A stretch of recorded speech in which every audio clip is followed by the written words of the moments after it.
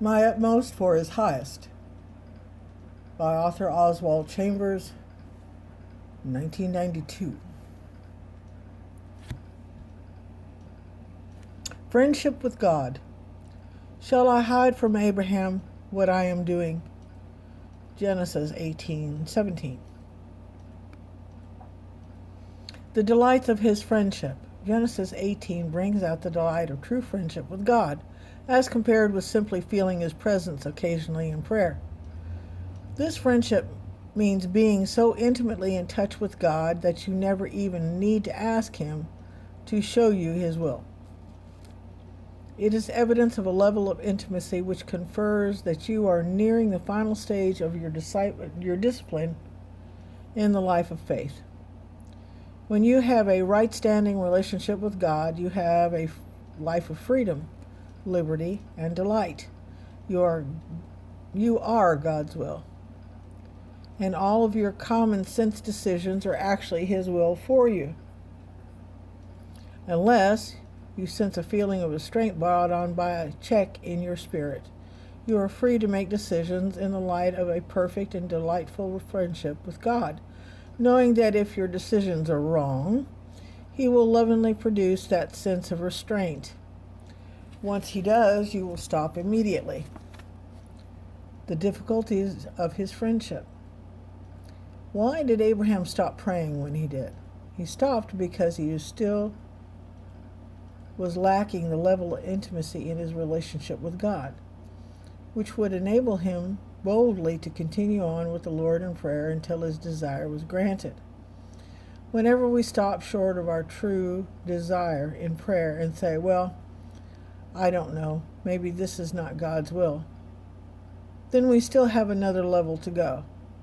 It shows that we are not as intimately acquainted with God as Jesus was, and as Jesus would have us to be, that they may be one just as we are one. John 17:22. Think of the last thing you prayed about. Were you devoted to your desire or to God? Was your determination to get some gift of the Spirit for yourself or to get to God? For your Father knows the things that you have need before you ask him. Matthew 6:8. The reason for asking is so that you may get to know God better. Delight yourself also in the Lord, and he shall give you the desires of your heart. Psalms 37:4. We should keep praying to get a perfect understanding of God himself. Identified or simply interested. I have been crucified with Christ. Galatians 2:20. The inescapable spiritual need each of us has, and the need to sign the death certificate of our sin nature. I must take my emotional opinions and intellectual beliefs and be willing to turn them into a moral verdict against the nature of sin, that is, against any claim I have to my right to myself. Paul said, I have been crucified with Christ. He did not say, I have made a determination to imitate Jesus Christ, or I will really make an effort to follow him, but I have been identified with him in his death. Once I reach this moral decision and act on it, all that Christ accomplished for me on the cross is accomplished in me.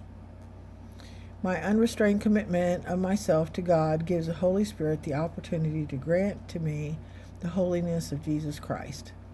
It is no longer I who live. My individuality remains, but my primary motivation for living and the nature that rules me are radically changed. I have the same human body, but the old satanic right to myself has been destroyed.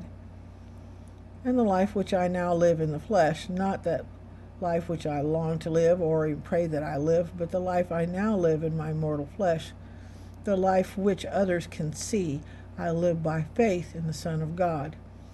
This faith was not Paul's own faith in Jesus Christ, but the faith that the Son of God had given to him.